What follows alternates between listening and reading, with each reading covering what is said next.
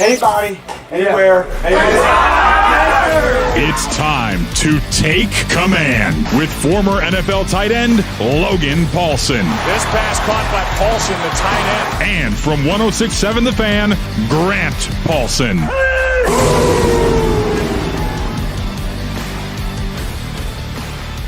Welcome into Take Command with former longtime Washington tight end Logan Paulsen. I'm Grant Paulsen. You can watch the show on the 106.7 The Fan and Team 980 YouTube channels. You can listen to this podcast wherever you get your audio. Please download, subscribe, rate, review, comment, do all that stuff that helps us.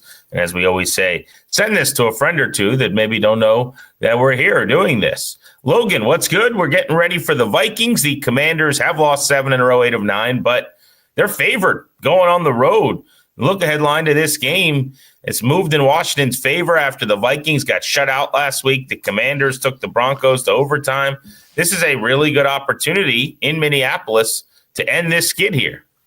Yeah, man, I think it is going to be a great opportunity, and we're going to talk, why this is a great opportunity here in more detail. But I think the main thing is, coaches always talk about focusing on yourself, focusing on the team, focusing on the controllables, and I do feel like the Washington Commanders, at least after last week, seem to have turned a corner. I think the offense looks like they're in good shape from a health standpoint. I think the defense is doing what they can and doing and performing in a way that is much better than it was kind of in the middle of the season. So I think there's a lot of things that make me want to believe this team's arrow is pointing up.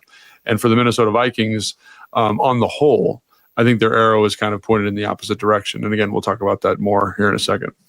Yeah, I don't know if you watched the first episode of Hard Knocks last night on the NFC East, but you could feel that with any of the scenes about the Commanders mixed in with the other three teams in the division. There was a scene from practice where we got to see the interactions of Dan Quinn and Adam Peters behind the scenes.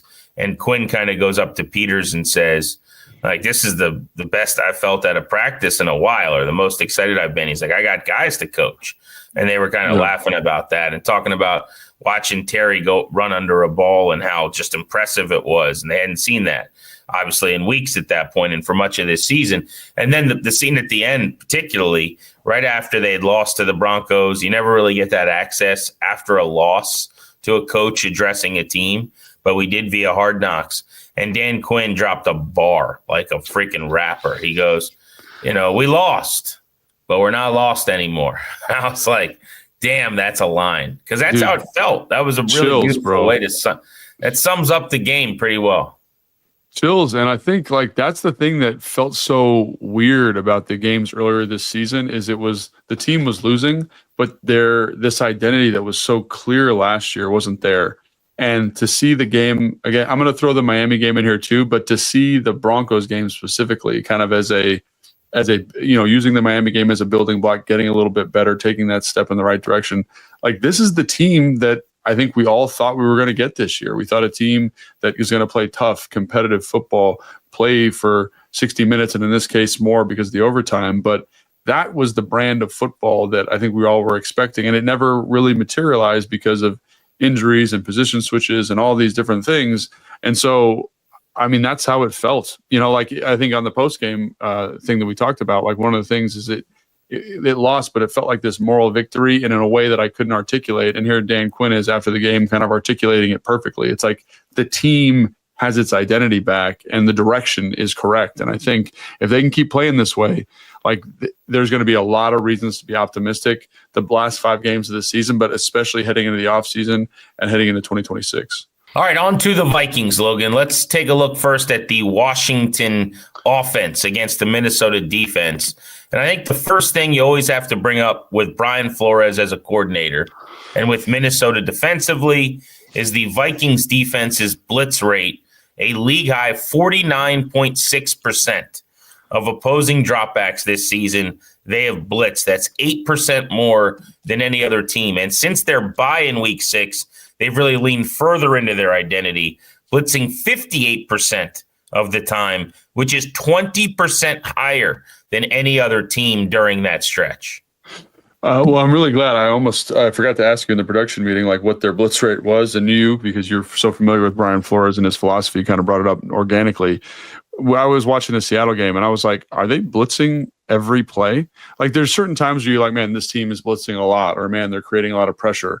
Like on first and second down, it feels like third down. And what I mean by that is most teams don't get really exotic or really spicy until it's third down. It's third and long, it's 3rd and 8, 3rd and 7, and they're like, hey, we're going to heat you up. We're going to present some issues from a protection standpoint. Brian Flores, I mean, when you look at the Detroit game, when you look at the Seattle game, there's another game that I watched, I can't remember at the moment, but they're pressuring on first down and just, it's like throwing a grenade into a room and just leaving. Like it's so chaotic, it's so frenetic, it's so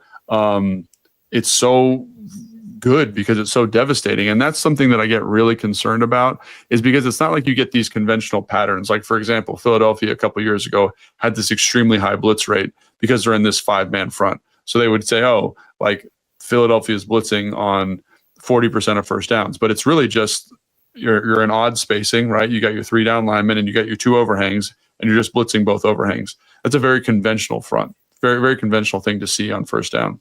Here, it's like we're getting cross dog, we're getting Sam, we're getting, these kind of line stunts where we're dogging a player inside and kind of looping and stunting the front.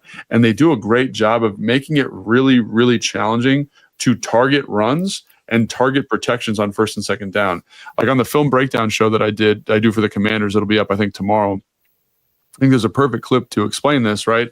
It looks like they're getting to a 6-man pressure.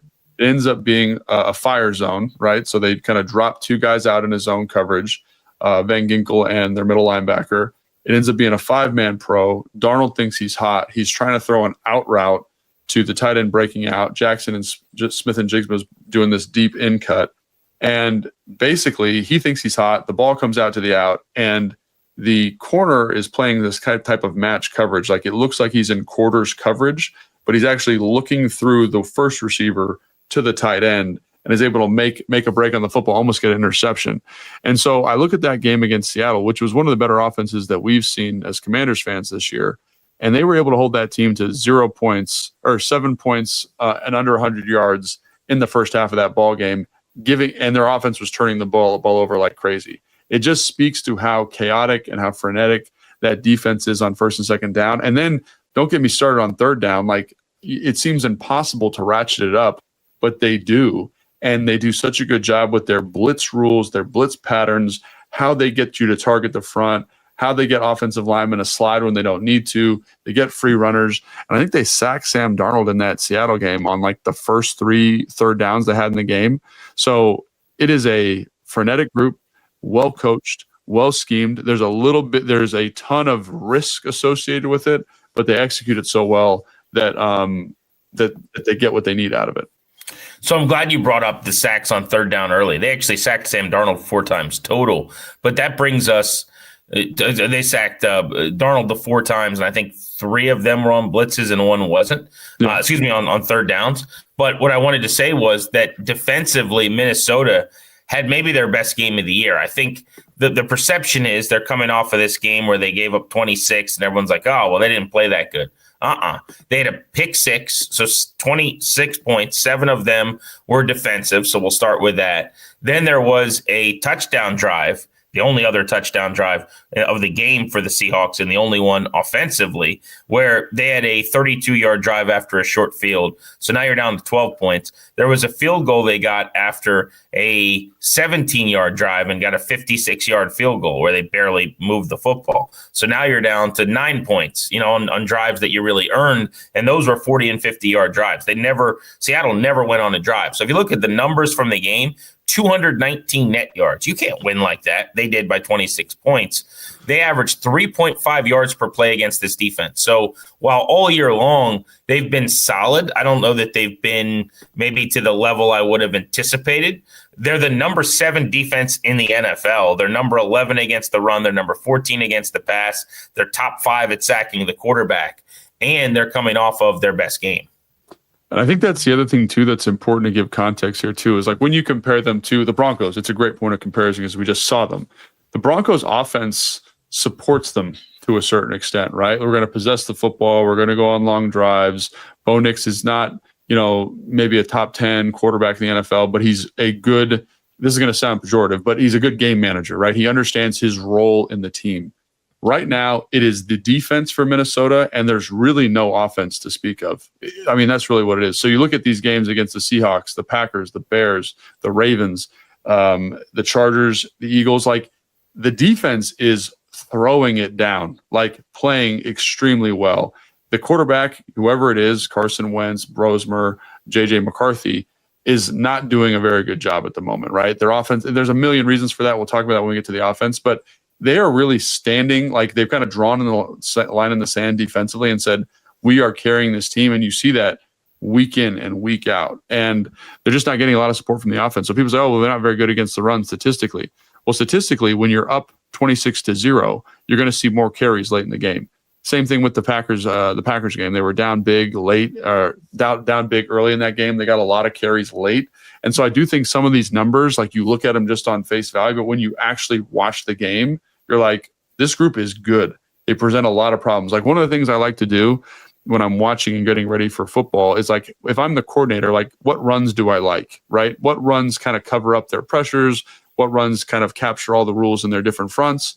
And I will tell you, it's very hard for me to find plays that I consistently like versus the pressures they bring on first down. So that's something I just want to call attention to. And so this is going to be a big challenge. In some ways, I feel like it's a bigger challenge than what Denver brought. And so I think this is going to be really interesting to see how offensively they stand up in a game like this. So here's the good news for Washington's offense, and one of the reasons I'm really intrigued to watch the matchup. With the blitz rate that I mentioned being number one in the NFL, ball's got to be out quick. You need a decisive quarterback. Marcus Mariota is completing 68% of his passes against the blitz this season. He is 7th in effectiveness against the blitz. We don't know that he's going to start. We think he's going to start. There's a chance that Jaden Daniels does. Interestingly, Daniels completed 47% of his passes against the blitz so far this year, which is lowest in the NFL. So if he comes back, obviously you need to get him going against the blitz. I think that's maybe more of a sample size thing than anything. But he and Mariota have played about the same amount this year. But let's just assume it's Marcus, because that's the trending direction of I think everybody's assumptions right now. I mean, he has handled the blitz pretty well. You've got a veteran quarterback. He sees where someone's coming from. He's throwing it behind that guy a lot. So do you have any more confidence? Do you feel okay based on how Mariota has dealt with it this year? Yeah, I would say normally, yeah. I think the problem with Minnesota is it's just a lot of kind of unconventional stuff, unconventional patterns, unconventional drops, and they do a good job of disguising their stuff. Like, there's times where I'm watching it, I'm like, I would bet my life that this is quarters coverage, or this is cover 2, or this is cover 3, and it's not. And so, like, where I think the ball should go based on the read pre-snap is not a thing with this defense. And so, like, people talk about Brock Purdy seeing ghosts versus this defense, or really struggling versus this defense, and how quarterbacks have a hard time managing this defense. After watching them and doing a more extensive study, like, I see why. It's not what you normally see. Like, one of the things about quarterbacks that makes them so good is they are good at pattern recognition, right? And so, like, if this is the coverage structure, this is the blitz. If this is the coverage structure, this is how they're going to distribute. If this is the coverage structure, they could be in man or they could be in zone, right? Like, or 2-man or Tampa 2. Like, those are the coverage they run. They're just really good at processing those things. And this is a team that, to their credit, man, they don't make it easy pre-snap and they don't make it easy post-snap. And so I don't want to say you're guessing, but, like, the way to beat them is you need to be really locked in on your protections. And so, like we just talked about, their patterns on first and second down and third down, quite honestly, are really diverse. And so that really comes down to the offensive line. That comes down to the communication with the quarterback. So am I confident that they can handle it? Yes. It's just going to take a lot of prep this week to make sure that the 5 guys, the running back, the quarterback, are all seeing it the same way. Because, like I said, if you pick it up, there's huge spacing in the back end of this defense. They don't have enough coverage guys, right? It's just the problem is getting to that point with the secondary. So, yes, I am confident that Marcus can handle it, but it is an unconventional lift this week with this Minnesota group. Sounds like you're really blown away by what Flores is doing, calling and designing. I mean, how many guys would you put on the short list with him as far as D coordinators? Like, I think that anytime you're a head coach and it doesn't go well, it changes how people view you, even as a coordinator. See Josh McDaniels, who I think's being awesome. I mean, he's excellent in New England. Flores is really, really good. But, like, he's on a short list of some of the best DCs in the league. How high up on that list is he? After watching him, I mean, a little bit of it is the gambling element of it, I think, is probably something that hurts him. So, like, when you compare him to the guy in Seattle, what's his name? What's the guy in Seattle's name? The head coach. Anyway, it doesn't matter. But, like, Seattle's defense is much more conventional. It's a little bit safer. You're relying on the horses up front to win for you. I feel like Flores has kind of taken position players and maximized them. Right. And doing stuff that's a little bit aggressive, a little outside of the box. He kind of reminds me a little bit of like what Mike McDaniels is doing in Miami from an offensive standpoint. It's just a little unconventional, a little bit different. The spacing's a little bit different. The motions are a little bit different. And that's, I feel like, what they're getting from Flores defensively. So I like it. I think it's a lot of fun. I think it's hyper aggressive. I feel like it's very risky. But again, the way he coaches it and the detail that he's coaching it with mitigates some of that risk. And I think that's the thing that makes it so fun. So would you rather play for like a Mike McDonald in Seattle, or would you rather put like defensive? Do you like that aggressiveness? Because it seems like players they go all in for Flores' style. Yeah, no, I think that's exactly right. I think the go get it. So this is what I will say. I like when defenses dictate to offenses, and every play he's dictating. So most defenses you watch, they'll dictate in certain situations, or they'll kind of call your bluff versus certain personnel groupings or whatever. He is like, bump it, man. We are playing football here too, and this is our court, and we're going to play it by our rules, which is kind of fun to watch. You know, like I can't remember, maybe the old defensive coordinator for the Giants, the guy who used to blitz all the time. He kind of played with that same way. His was even more reckless. Here we're coached up. The details are a little bit tighter. You're talking about? Wink Martindale. Oh, Wink Martindale. Hell yeah. Yeah, Wink Martindale getting after it. You know, just freaking bringing nukes every single play, engage rate on Madden. This is that same kind of feel, but the patterns are much more tightly coached, much more rigorous. You're a little bit more sound. He's still hyper aggressive, but he's kind of taken that Wink approach and just kind of said, we can do this, but we can do it with more detail. And I think he's put these guys in a really good position to be successful. And also the personnel that they've accrued here is important to acknowledge. Like just having linebackers like Van Ginkel or the kid that Dallas Turner, Jonathan Greenlaw, like having guys that can kind of drop and cover and do some different things and help you with these patterns definitely is an essential part of his system. So I don't think this is something that travels everywhere, but he definitely is maximizing guys and maximizing roles. And just to point out some of that personnel really quickly on the Vikings defense against the Washington offense. So a reunion of sorts, as John Allen will play Washington for the first time in his career. He's on the defensive front for the Vikings, 12 games this year, 2.5 sacks and 21 tackles. For him, it's been kind of a quiet statistical season. Javon Hargrave has been a good tackle up front for a long time, playing the nose for them. You mentioned Jonathan Grenard. He came over from Houston. They kind of made a swap there. Not with a trade, but Daniil Hunter, who was a Viking for a long time, went to the Texans in the same offseason as Grenard came from the Texans to the Vikings, and he's a really good player. Dallas Turner, I thought, just watching their game back from this past outing, maybe had his best game of his career. He was a first-round pick. They took him in the top 10 a couple of years ago. He was really good, I thought, this past week against Seattle. They got some linebackers who can run. You mentioned Van Ginkel, super athletic. He's a guy that bats balls and often picks passes off on screens, so you got to watch him. Isaiah Rodgers has had some huge games, had a multi-touchdown game early this season. Josh Metellus, the safety, is kind of slippery and moves all over the place. Harrison Smith's a quarterback on the field, been around forever. Byron Murphy's the guy they trust on an island in coverage. So there's a lot of names that people know, a lot of really good football players on their defense as well. Yeah, and they definitely know what they're doing. I think that's the thing is like when you watch these aggressive defenses, it's like, oh, there's a coverage bust or these guys aren't here. But I feel like when you watch them, they're really disciplined with run fits from the pressures, and they're really disciplined with their coverage responsibilities from these pressures too. And I guess it makes sense because they live in it, right? I mean, 58%, Grant, like that is a crazy number since the bye. That is a crazy number.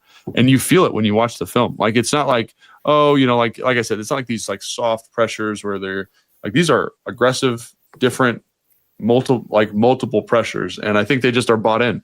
And so like these are good football players, like you're saying, but I think the scheme here and the way it's coached is really the story for me.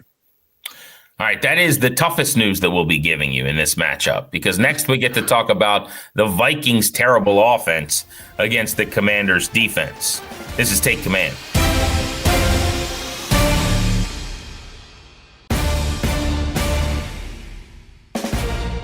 Welcome back to Take Command with Logan Paulsen. I'm Grant Paulsen. We give you 3 episodes every week. Next time you hear from us will be on Sunday after the game, after the Commanders play in Minneapolis against the Vikings. Logan, let's get into the gross Minnesota offense, which is a tough watch, against an improving Washington defense. And this is the reason you got to feel like the Commanders have a shot. J.J. McCarthy's coming back to start in this game from a concussion. Here's kind of the lay of the land the last couple of weeks for the Vikings. McCarthy was playing so poorly that he had these concussion symptoms, and I think people rallied around the idea that Max Brosmer, their undrafted free agent quarterback, was going to take the job and run with it. It was a lot of, you guys have no idea what you're about to see. This guy's better than everybody knows. Just wait. And there was kind of this collective, like, sigh of relief that they didn't have to trot J.J. McCarthy out there for another week because of how he was playing. Then Brosmer plays. He throws 4 picks, including one of the worst pick sixes you'll ever see. They get shut out by Seattle, which is a great defense. It's a tough ask for that quarterback, but regardless, that's what happened. And now McCarthy out of the concussion protocol is a clear upgrade again, even though when you compare him to every quarterback who's played since 2000 and efficiency, only Jamarcus Russell at this point has been worse. So that's where they are at the quarterback position. They're going back to McCarthy. I know you liked him coming out. A lot of people did. It's going to be better than this, and you just hope that this isn't the week that he starts to put some things together. Yeah, I mean, Washington was really interesting. Like going back and again watching through some of those games and watching the throws. Like the thing that stood out to me is I felt like he understood what the offense wanted him to do. Like for example, like there was a play versus Tampa 2 where like they got a runner down the field. The Tampa player is kind of like not really booking it with the seam. JJ steps up and rips this ball down the seam, like really a fantastic throw. And Addison drops it. Then in the Bears, there's a red zone play where they're running mesh and it's man coverage and the linebacker's mugged up in the line of scrimmage. You got the back one-on-one with him. Like that's where the ball should go. Kind of doesn't really layer the throw. It bounces off the running back's hands and it's incomplete.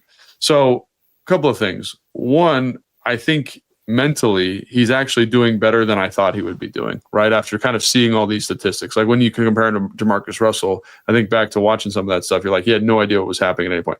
I think this guy at least understands what's going on. The thing that jumps out to me is like maybe the most glaring issue with him is he does not have multiple throws in the bag. He's throwing flat, kind of laser beam throws all the time. So for example, versus, I think it was the Detroit, no, it was it Detroit? Anyway, it doesn't matter. They're running like a man-beating concept. So 3x1, stick, box fade, smash on the outside, right? And the ball definitely should go to the box fade. And so it's Jamar Chase or Addison, I forget who it is, and he gets up there and he rips this ball to the box fade and overthrows it by 3 yards. And I think that's the thing that is kind of confounding to me is he's got the arm talent, he's got the athleticism. He kind of knows what to do. He just, when they talk about like arm skill, I think that's a term that people have thrown around a little bit, like arm talent. Yeah. Like the ability to like layer a throw or kind of put a little touch on something. He doesn't have it. And I think it leads to a lot of drops. I think it leads to a lot of incomplete passes. And then compound that with the fact that his offensive line is been very lackluster and disappointing compared to what they were last year, partially because of injuries. He takes a lot of pressure that he shouldn't take. He doesn't get the ball out on time. And I also think the coordinators are calling these concepts that are very long, developing down the field types of stuff where he's holding the football, trying to wait for stuff to come open. And so I think it's him for sure. Like the arm talent, the throw, the layering of throws isn't there. I think there are times where he gets caught because he's the youngest quarterback in the NFL. I think the offensive line's not playing as well as they have been, as they played in years past. And I think schematically they're at a little bit of a loss in terms of how to maximize him. So they get into these concepts that to me, I think sometimes hurt him. And so it's kind of a combination of all four of those things, really. And it's leading to a offense that is very, very difficult to watch. Would you rather be dealing with a quarterback who's going to the right place, but maybe physically doesn't have it, or right now isn't making the throws? And I don't mean just missing, because that, next time you can hit it. But if the arm talent doesn't seem to be there, or a guy who isn't reading it out correctly, it would seem like the McCarthy issue is the better problem to have.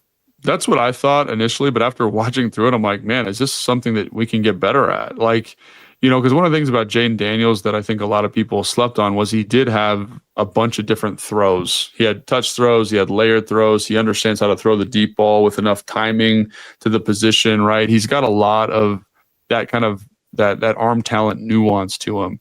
And here I was watching, I was like, man, like, even though this is going to the right spot, like, that is not the throw we need to be making here, right? It's laser beam flat. The receiver, like, there was a great example where the receiver's running a pylon route. So like inside release, and then you kind of run back like a really steep corner with a cross underneath. And he beats him. Addison kills the corner.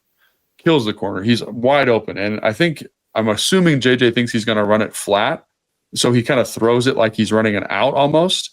And the ball is 10 yards away from where the receiver's going. Like, that's a throw where you layer that sucker in. The receiver then can make you right to that football. And he just doesn't seem to have that trick in the bag. And then you compound it with he's holding the football a little bit long in the pocket. The offensive line's banged up, and you get these numbers that are tough. And so back to your original question is, I was like, oh yeah, if I wanted a guy who knew where to go with the football but didn't have all the throws, I'd want the guy who knew where to go with the football. But after watching him, I'm kind of like, man, maybe this is more of a problem and more important to playing the NFL quarterback position than I thought. Logan Paulsen, Grant Paulsen, take command. So McCarthy will be back. Now, one thing I will say for him is that he seems more comfortable in play action, so you can expect to get a heavy dose of that. That goes back to his Michigan days. They have used play action, 6th highest rate in the NFL when he has been out there, but nothing has worked really. It's been a league low 4 yards per attempt off of play action this season when he's done it. 1 full yard shorter than anybody else. Jackson Dart at 5.3 a pop is next on the list. So when you watch them, how are you preparing your defense if you're Dan Quinn? What do you expect to see a bunch of? Yeah, so it was interesting because I'm like, well, do what you've been doing, kind of play this bend but don't break. And I brought that up to Fred. He's like, man, I would just heat him up. The thing that makes me nervous about that is, don't sleep on the fact that this is a dynamic playmaking group, right? Right. Addison, number 3, is that his name? Addison? Jordan Addison. Yeah, Jordan Addison. Justin Jefferson, baller, right? Both their tight ends, Josh Oliver, TJ Hawkinson, very good football players. And Aaron Jones is one of the better pass catching running backs in the NFL. So to me, I'm like, keep it in front of you. Don't let anybody make big plays, like big plays being like no shots over the top. And I think when you're in man coverage and when you're pressuring, that's what you're going to get, right? You're going to get these shots over the top. Like, their offensive line's a little bit nicked up. Trust that you can get home for 4 or 5. Keep your vision to the quarterback. I think he'll give you an opportunity for an interception. Play like you've been playing it. So the other thing about the Commanders defense, I think it's important to acknowledge, is they played Bo Nix, they played Tua Tagovailoa. When you go back and watch the clips, like, they've missed throws, right? They've missed things that would have converted third downs. They've missed kind of shots down the field, whatever it is. It helps. When you're playing worse quarterbacks, that's something you can kind of lean into. And JJ McCarthy right now is completing the ball at 54%, which is rough, right? So I'm going to say, like, let's just stay conservative, stay safe. He's going to give us a couple in this game, either for turnovers or incompletions and big third down moments. And let's just live with that. So that's kind of how I would approach it. I think that makes a lot of sense. I'd be interested in dialing up blitzes generally against a super banged up front on the interior like Minnesota is, because you're not sure how are they going to pass these things off? How are they going to communicate this? On the left side of their line, both Darisaw and Donovan Jackson are on the injury report. They've been missing time. So you could have multiple linemen out, but I'm not going to commit less bodies in the secondary to this challenge. when I've got Jonathan Jones and Mikey Sanders still on the outside and Nick Benogany in the boundary, and I'm down 2 corners, lest we forget, because they played better, your top 2 corners on the depth chart. Now I'm going into Jefferson, Addison, Naylor. I think this feels more like a zone opportunity, and by the way, it's not broken. Like we've talked about it. What they've done has been better. I'm not going to lean back into the thing that wasn't working in this matchup. So I kind of like your first thought, which would be, let's keep chopping wood here. I mean, the idea, what you said, Fred said that, was it Smoody? The idea is good, and that gives you a higher ceiling. With this defense, I'm not looking for ceiling. I'm looking for floor. I don't want to lose the football game. I don't want to let McCarthy get going. Or Jefferson had 2 catches for 4 yards last week, right? He has been utterly irrelevant. He's getting dropped in fantasy lineups going into the playoffs. Literally the best receiver in the NFL because they can't get him the ball. Let's not put him on an island one-on-one with people and make it easier. Yeah, I think that's kind of my thought here. And again, like, I know defensive guys want to make plays. I know they want to exploit things, but I'm also like, man, like our run fits have been better. The coverage opportunities have been better. We're rallying to tackle. Like, let's just play the game. Let the game come to us, which I know is not something that defensively they probably want to hear, but I think that they can still hurt you, man. They can still hurt you bad. Like watching through some of those incompletions, thinking back to some of those incompletions, like those are explosive plays that are there mostly in man-to-man coverage, right? So like, why would I even risk it? I don't want to risk that. Keep it in front of you. Make him, if anybody in the league, you want to go on a 10-play drive, it's JJ McCarthy. Because at some point, he's going to take a sack. He's going to make an incomplete pass. You can rely on him to give you the explosive plays. You don't need to work to generate them, would be my thought. I mentioned the left side of the line and the 2 guys that went out of the game against Green Bay going back a couple games ago in Darisaw, the tackle, and Jackson, the guard. Darisaw, by the way, the lowest pressure rate he's allowed in his career, 8.7%, is a beast. This is one of the better left tackles in the league, so he's an important guy to monitor on the injury report. But it's funny, I'm wondering, I'm looking at them and I'm going, okay, so they have the passing problems. Does that mean teams are stacking the box? Like, why haven't they run it a little bit better? They're 25th in yards per game, but they're 10th in yards per play. And I think some of that is that they've actually been more effective than you think. They just don't have the opportunities because they're chasing games, 4.6 a pop. But this team's used 13 offensive line combinations, which is the most in the NFL. So there's your answer right there. When you're talking about like protecting the quarterback, passing things off, running the football. I mean, you know this. You referred to yourself the other day as like a glorified lineman. So much of that, man, when there's different guys in and out and you're hey, man, how you doing? I'm Logan. Oh, cool. You're starting Sunday. Like it gets hard quick. So there's a lot more to this than quarterback. I know everyone just wants to bury the QB or give him all the credit or whatever, in the same way that in New England right now or in LA with Matt Stafford, like the whole thing is working. It's this organism that's just flourishing in front of your eyes. Not to take credit away from Mayor Stafford, or one of those guys is going to win MVP. It's kind of the same way in Minnesota, I think, when you watch it, where it's like there's nothing good, really. Now, I'm not letting J.J. McCarthy off the hook. He's been bad. I mean, legitimately bad. But when everything around you is bad and you're a young quarterback, it's hard not to be bad. Yeah, it's funny. Like, I think back to the Falcons game that they lost early in this year, which was like JJ's first or second start of the season.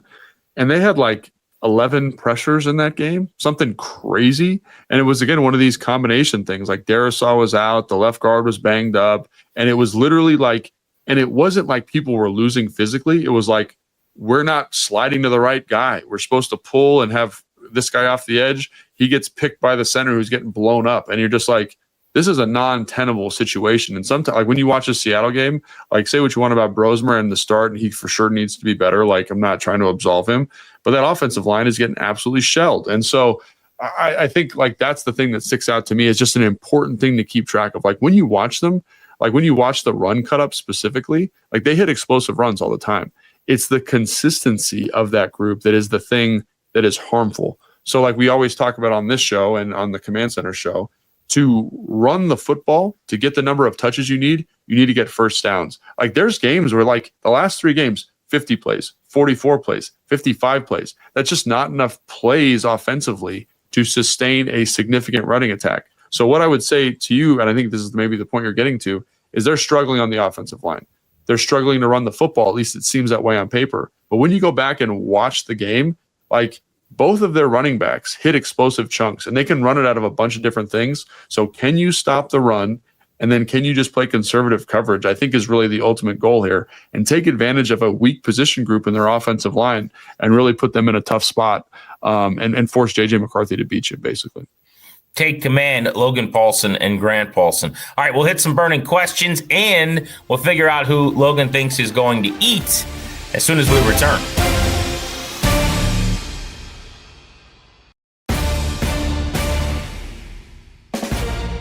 Take command, Logan Paulsen and Grant Paulsen.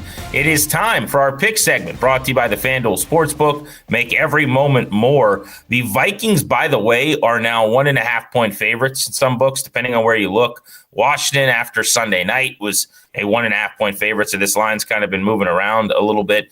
It's essentially a pick-em type game. I actually like the under, though. Right now, you can get it where I'm looking at about 43 points. I like under that. I think the Vikings are going to struggle to score. Washington's offense against this defense is going to have a hard time on third down, specifically staying on the field. So I could see this being a 20-17, maybe a 20-14 kind of game, that kind of feel, maybe a 21-16 game. And that gets you well under the number. So I'm going under 43 points. Logan, I'd just be really surprised if either of these offenses looks really good in this game. Yeah, that's kind of my thought too. I think ultimately, Washington's going to win this game, but again, like I don't think Minnesota's. I think the Minnesota's going to struggle to score points, right? And I think the Commanders' offense is going to, while they've looked really good and Terry's back and there's all these pieces, like this is going to be harder than people think. So I definitely think I would take the under on point total there for sure. We're both picking a Commanders win, which I don't think has happened in a few weeks here, but it's a great opportunity for them, losing 7 in a row, 8 of 9 to end this skid. They may have lost last week, but they're not lost anymore, as Dan Quinn said, dropping a bar. So maybe that means you don't lose this week if you're not lost anymore. Once again, that's your pick segment brought to you by the FanDuel Sportsbook. Make every moment more. All right, offensively for the Commanders. You've watched the tape. You see the blitz happy Vikings. Who eats? Yeah, man. I think the player that's got to eat is Marcus, and it's from a ID protection film room study standpoint. I think when you look at the Broncos game, I think he did a great job targeting protections, making sure guys are on the same page.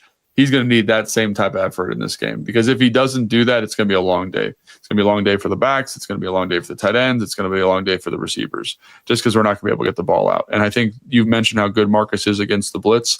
I think part of the reason is because he understands philosophically, like the issues with protection and the solutions within the offense to solve them. And so as long as Cliff and the staff give him that Rolodex and he's able to get people on the same page, I think we got a good shot. So in a way, like, I'm not saying he's going to eat, but he has to eat in order for this offense to be functional. So I've got a sneaky suspicion that Bill hits a nice run in this game. They catch him at the right time against, a blitz or something on a screen, maybe. Could be a big play out of the backfield. Bill, Jeremy McNichols. I think the screen game is really important. And here's my sneaky call this week.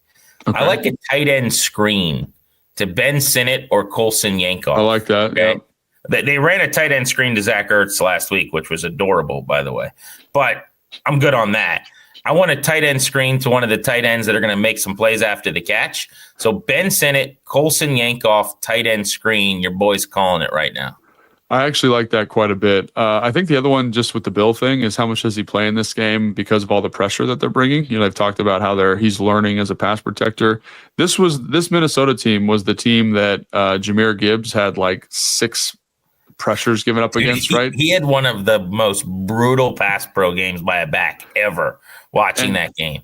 And it's because the linebackers are all pretty good blitzers too. So this is one where I'd be like, I would expect to see more C-Rod. I might even expect to see more. I was going to say, how about McNichols? McNichols catches like 4 or 5 balls for 50 yards. Yeah, he might get the start here, I think, in some of these critical situations on first and second down, even earlier, because of his mastery of the protection. So maybe that's the one who eats in this game as opposed to one of the younger guys.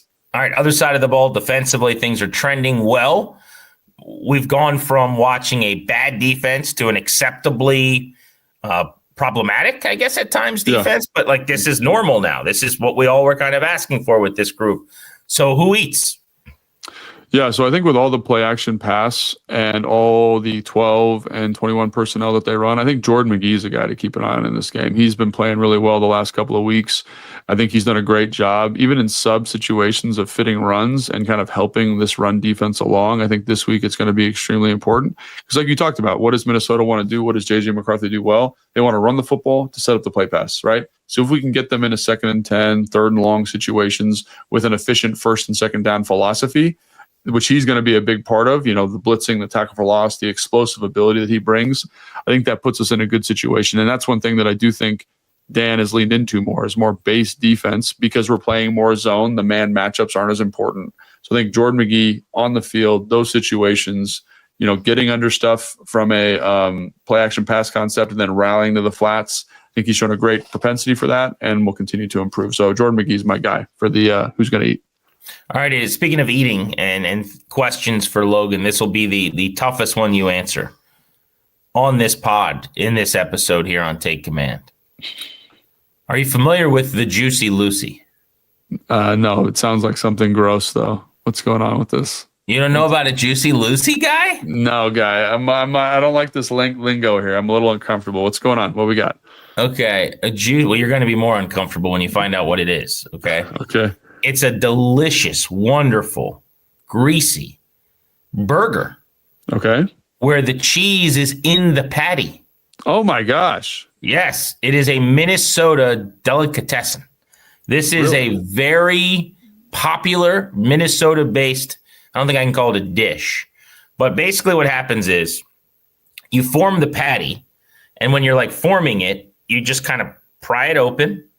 Think about it like, Pac-Man or something. You just pull it open. You put the cheese in the patty, and then you cook the patty so that the cheese melts in the middle of the patty. So as you bite into the burger, there's just melted, drippy cheese coming out. It's the best. That sounds really good. Yeah, it sounds yummy. I don't know if I'm going to get one, but it sounds good. I tell you what, I know I'm going to get one on Saturday. Would you like me to bring you one to the game on Sunday? Yeah, maybe that's not a bad idea. Get one at the game. I don't know how we could heat it up is the only problem. Would you want a cold, Juicy Lucy? I don't think I want a cold one. Yeah, so maybe we'll hold off on that. Maybe for our next trip to Minnesota. I'd say we should hang out on Saturday, but I'm not getting in until late, so we'll have to hold off on that. That's right. You got a playoff football game. We do have a playoff football game. Gotta beat Maury, man. They're a heck of a ball club. So are you going to come in Saturday night or Sunday morning? It'll be.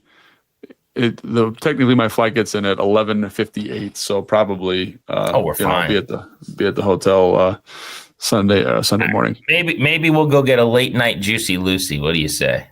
We could even eat it on the side of the road, right on the curb, if it makes. That would be perfect. That's my vibe for sure. Okay, that's my vibe for sure. Thanks for checking us out on Take Command. You will hear from us again after the game. Then we'll have a film review on Tuesday and Thursday next week. We are looking ahead to the New York Giants. A chance for Washington these next couple weeks in some pick'em type games, leveling down in competition here to try to end this losing streak and maybe put a couple of wins together. For Logan and our producer Evan, I'm Grant saying so long. Thank you guys and have a wonderful weekend.